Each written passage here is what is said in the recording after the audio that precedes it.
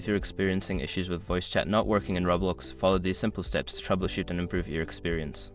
Step 1. Check your device settings. Ensure that your microphone is enabled and functioning properly. Go to your device's sound settings and verify that the microphone is not muted and is set as the default recording device. Step 2. Update Roblox.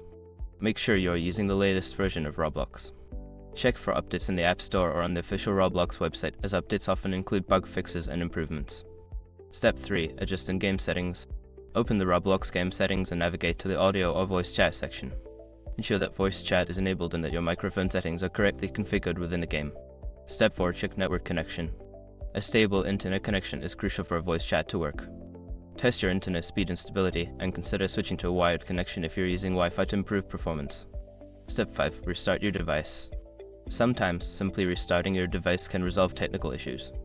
After restarting, relaunch Roblox and check if the voice chat feature is now functioning properly.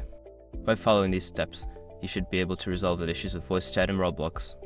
If problems persist, consider reaching out to Roblox support for further assistance.